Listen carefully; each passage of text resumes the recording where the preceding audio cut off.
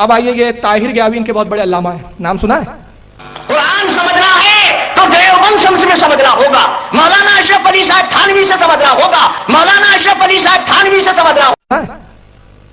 طاہر گیاوی صاحب درود شریف صلاۃ والسلام جو ہم جمعے میں اور مسجدوں میں پڑھتے ہیں اس کے بارے میں کیا تبصرہ کرتے ہیں ذرا سن لیجئے۔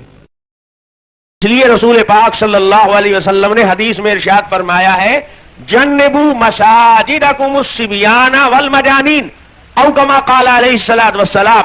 حضور فرماتے ہیں اپنی مسجدوں کو چھوٹے بچوں سے اور پاگلوں سے محفوظ کرو، بچاؤ۔ اگر جتنے پاگل ہیں مسجد میں آنے لگیں گے تو ایک دن مسجد پاگل خانہ ہو جائے گی، اس لیے پاگلوں کو مسجد میں مت آنے دو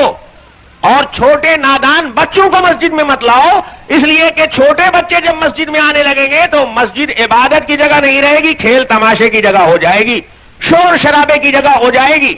اور آج مسجدوں کا حال یہی ہو رہا ہے، اب بچے ہی نہیں بڑے بوڑھے جوان بھی وہاں شور کرتے، اور شور بھی عجیب ٹائپ کا شور ہوتا ہے، دیکھنے میں معلوم ہوتا ہے کہ بڑا اچھا کام ہو رہا ہے لیکن وہ اندر سے انتہائی غلیظ کام ہے۔ آج کل ٹیسٹ کرنے کے لیے ڈاکٹر لوگ بتاتے پاخانہ پیشاب ٹیسٹ کرا کر رپورٹ لاؤ، تو اب جس کو پاخانہ ٹیسٹ کرانا ہے تو ٹیسٹ جہاں ہوتا ہے وہاں جا کر پاخانہ تھوڑی پھرتا ہے، جہاں پیشاب ٹیسٹ ہوتا ہے وہاں بیٹھ کر پیشاب تھوڑی کرتا ہے، وہ تو پولیتھین میں بند کر کے لے جاتا ہے۔ اب یہ پولیتھین میں بند ہے تو بیوقوف آدمی نادان آدمی سمجھتا ہے کہ لگتا ہے اس میں کوئی حلوہ ہوا جا رہا ہے، ابھی تو پیک ہے نا، جب کھلے گا تب پتہ لگے گا کہ خوشبودار ہے کہ بدبودار ہے۔ اسی طریقے سے کچھ چیزیں دیکھنے میں معلوم ہوتی ہیں کہ بہت پیک ہیں اور بڑا شاندار لیبل ہے اس پر لگا ہوا، یہ شور شرابہ نہیں ہے، ہنگامہ نہیں ہے، لیکن یہ لیبل والا جو پولیتھین ہے یہ پھٹ جائے گا قیامت میں، اور وہاں جب اس کا پول کھلے گا تو اس کی بدبو محسوس ہوگی۔ یہ جو مسجدوں میں درود اور سلام چیخ چیخ کر مائک لگا کر شور ہنگامہ کر کے لوگ پڑھتے ہیں، دیکھنے میں معلوم ہوتا ہے کہ یہ تو درود پاک ہے، حالانکہ وہ پاک نہیں ہے، ناپاک ہے۔ یہ پولیتھین جب پھٹے گا قیامت میں تب سمجھ میں آئے گا، ٹیسٹ کرنے کے لیے جب اس میں آلہ لگایا جائے گا تب سمجھ میں آئے گا، ابھی سمجھ میں نہیں آئے گا۔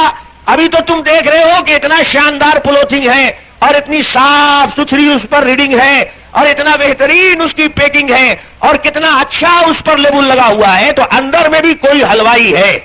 وہ حلوہ نہیں ہے، وہ غلاظت ہے، ناپاکی ہے۔ درود السلام کے بارے میں جو مثال دی سمجھ میں آ گئی، تبصرہ کرنے کا وقت نہیں ہے، دو باتیں میں یہاں بیان کر کے اس کا جواب مکمل کرتا ہوں۔ درود ناپاک اس نے کہا یہ کتاب ہے ایک اخبار الاخیار، یہ کتاب ہے شاہ عبداللہ محدث دہلوی رحمۃ اللہ تعالی علیہ کی، اخبار الاخیار۔ ترجمہ بھی ان لوگوں نے کیا، فارسی میں اصل کتاب تھی، اردو میں دیوبندی کے دو مولانا نے مل کے ترجمہ کیا، مولانا سبحان محمود صاحب، مولانا محمد فاضل صاحب دارالعلوم، اور یہ دونوں مولانا دیوبند کے۔ اخبار الاخیار شاہ عبداللہ کی فارسی کتاب کا اردو میں انہوں نے ترجمہ کیا۔ شاہ عبداللہ محدث دہلوی نے، میں ان کے بارے میں بتا چکا ہوں، وقت کے بہت بڑے محدث ہیں، اس میں بزرگان دین کے حالات پہ کتاب لکھی۔ جب کتاب وہ اینڈ کرتے ہیں شاہ عبداللہ جو آج سے 550 سال پہلے کے بزرگ ہیں، تو اللہ کی بارگاہ میں دعا کرتے ہیں مولا میری کتاب کو قبول فرما لے، مولا میرے عمل کو قبول فرما لے، مختلف دعائیں کر رہے ہیں۔ تو آخر میں صفحہ 624 ہے، یہاں پر وہ ان کی دعا سنیں، شاہ عبداللہ کی ترجمہ انہوں نے کیا، دیکھو کیا کہتے ہیں۔ اے اللہ، میرا کوئی عمل ایسا نہیں جسے آپ کے دربار میں پیش کرنے کے لائق سمجھوں، میرے تمام اعمال میں فساد نیت موجود رہتی ہے، البتہ مجھ حقیر فقیر کا ایک عمل صرف تیری ذات پاک کی عنایت کی وجہ سے بہت شاندار ہے، اور وہ یہ ہے کہ مجلس میلاد کے موقع پر میں کھڑے ہو کر سلام پڑھتا ہوں۔ شاہ عبداللہ جیسا وقت کا محدث کیا کہہ رہا ہے؟ میرا کوئی عمل ایسا نہیں کہ اللہ میں جس پر یقین رکھوں کہ تو اس کو قبول کر لیں گا اور مجھے بخش دے گا، صرف ایک عمل ہے جو تیری توفیق سے شاندار ہے، جس پر مجھے یقین کامل ہے کہ اس عمل کے عوض تو مجھے بخش دے گا، اور وہ عمل کیا ہے کہ میلاد کے موقع پر میں کھڑے ہو کر سلام پڑھتا ہوں اور نہایتی عاجزی و انکساری محبت و خلوص کے ساتھ تیرے حبیب پاک صلی اللہ علیہ وسلم پر درود و سلام بھیجتا رہا ہوں۔ اے اللہ، وہ کون سا مقام ہے جہاں میلاد مبارک سے زیادہ تیری خیر و برکت کا نزول ہوتا ہے، اس لیے اے ارحم الراحمین مجھے پکا یقین ہے کہ میرا یہ عمل کبھی بیکار نہ جائے گا بلکہ یقیناً تیری بارگاہ میں قبول ہوں گا، اور جو کوئی درود و سلام پڑھے اور اس کے ذریعے دعا کرے وہ کبھی مسترد نہیں ہو سکتی۔ یہ محدث کا قول، جن کے چھاپنے والے بھی یہ، اور ایسے سلام جس پہ شاہ عبداللہ محدث دہلوی جیسا جس عمل پر فخر کر رہا ہے ان کے نزدیک ناپاک ہے۔ چلیے ان کو میں ان کی ناپاکی انہی پہ لوٹاتا ہوں۔ امی بی کا آپ نے تذکرہ سنا، الیاس کاندھیلوی اور اشرف علی کی نانی، ان کے بارے میں مولانا خلیل احمد امبیٹی، الیاس صاحب کے جو استاد ہے, ان کے حالات کے بارے میں کیا لکھتے, ذرا کتاب دیکھیے. کتاب کا نام ہے تذکرۃ الخلیل. تذکرۃ الخلیل اس وقت میرے ہاتھ میں بھی ہے, آپ کو مانیٹر پہ بھی نظر آئیں گی.